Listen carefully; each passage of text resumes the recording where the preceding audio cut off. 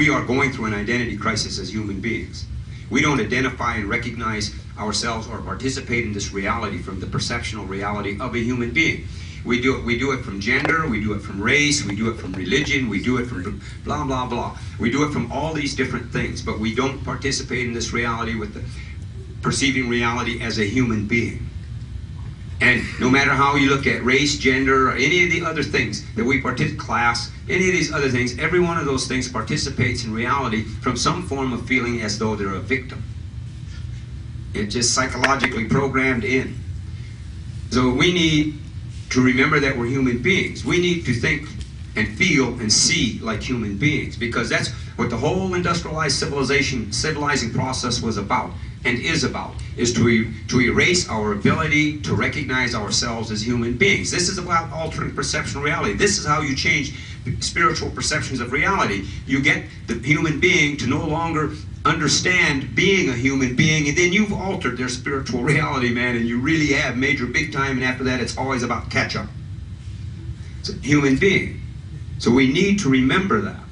Whatever it is that we're dealing with, we need to think like human beings. Our power.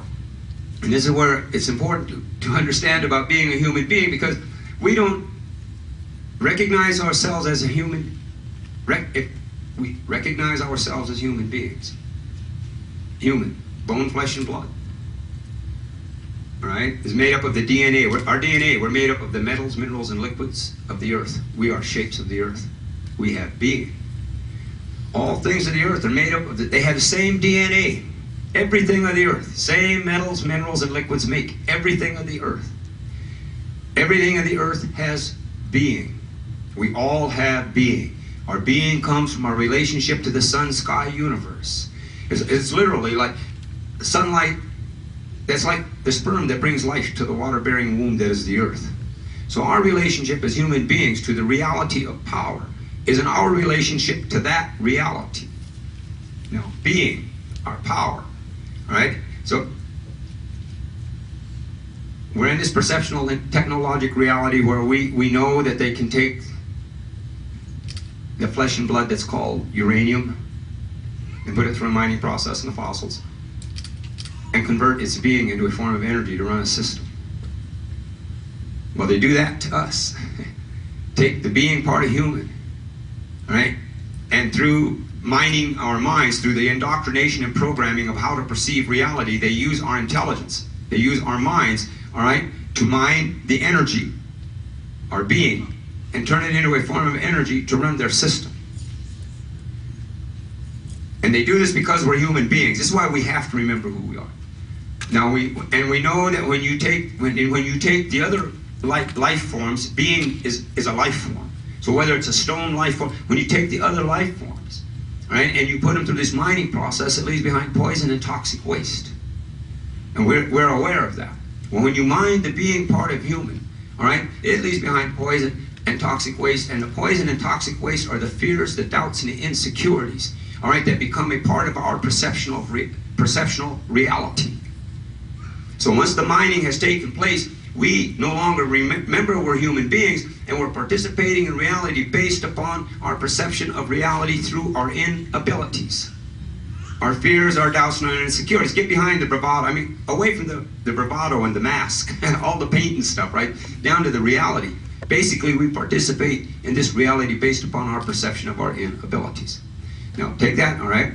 Now, how many of you have ever had a moment of feeling powerless when you were sitting in a room, all right, or had this feeling powerless, all right? And through your fears and your doubts and your insecurities, how bad can you make yourself feel?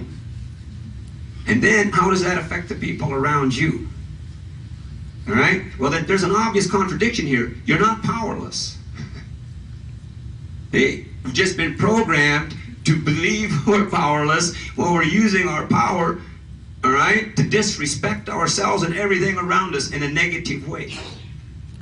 And every bit of that was programmed into how we perceive reality. So it's not about powerlessness. It's about recognizing who we are and using that power in a healthy way. So it's really an issue of coherency. See, if we understand that we're human beings and we access our power through clear and coherent use of our intelligence, then we manifest. All right, then we can create and manifest the reality that we need. And we have to understand, we do it all the time, because if we sit around and make ourselves feel miserable, then we're manifesting that reality. See, so it's just a matter of a slight perception, shift of perception of how we perceive reality. The power of our intelligence. See, now, and everyone that wants a spiritual relationship to life, and whatever the spiritual quest is, to me, in my own mind, and I mean no disrespect to anybody, you know, to me, it isn't going to be real to the Creator until we use the gifts that the Creator gave us in the way the Creator gave them to us. See, all of it is lip service. You know, well, I'm sorry, but lip service isn't going to synchronize us with our power. To show respect to our Creator, then we need to show the respect. We need to respect the intelligence our Creator gave us and use it clearly and coherently. See, this is how the prayers get answered. This is how the thing starts to happen. Because we're adding we're introducing coherency into the reality of energy. If there's anything that this predator energy fears, anything that they fear, it's a clear, coherent, thinking human being.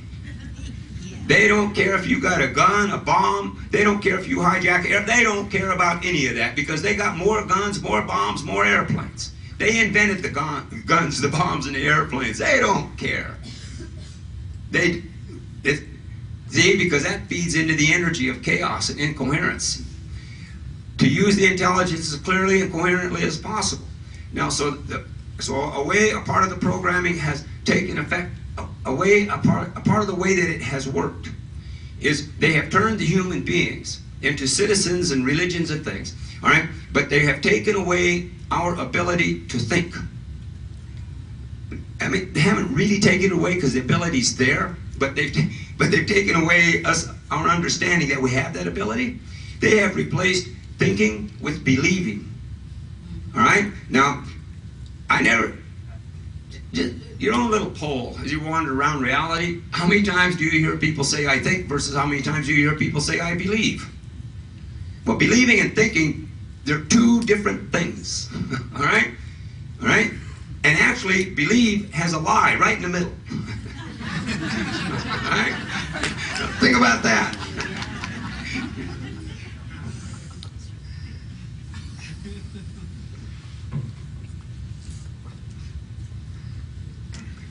Because actual reality is, if I believe, I mean in reality, that means I don't know. Why don't I just say it?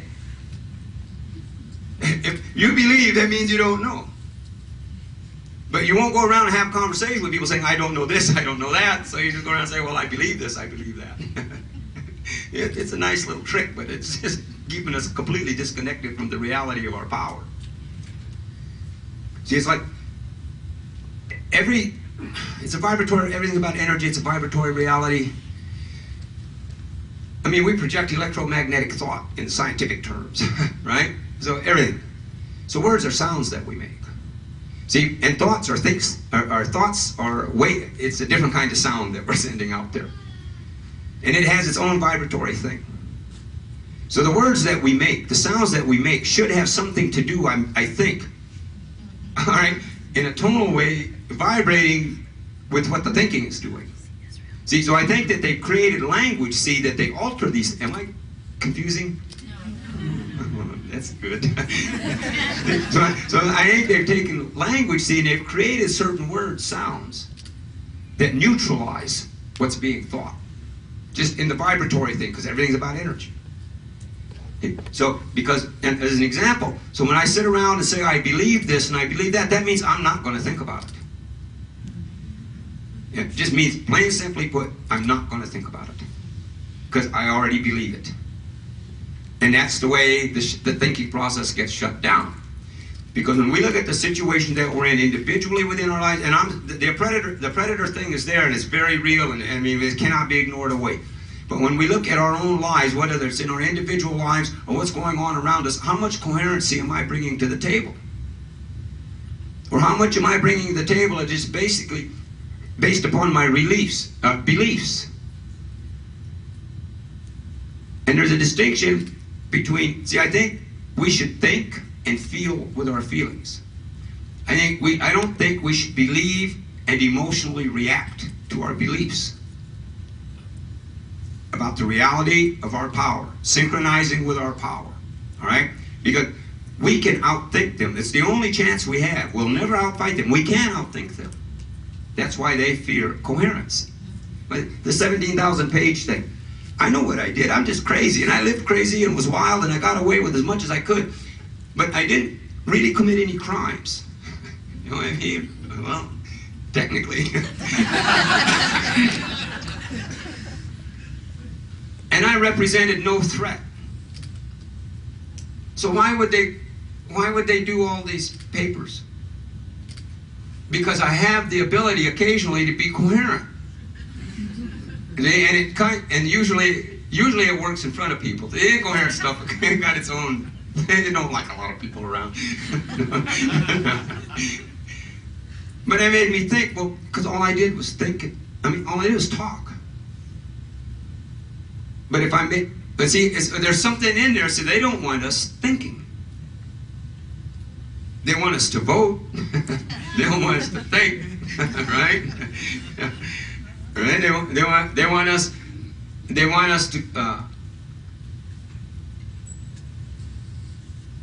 want us to have unsynchronized communications with the Creator. So that's what they gave us religion for, right? So we couldn't synchronize our communication with the Creator, right? Because in reality, our communication with the Creator is between us and the Creator. And it's how we participate in this reality. In religion, there's a difference between spiritual and religion. Spirituality is about responsibility. And that's, use your intelligence clearly and coherently, the way Creator wanted us to.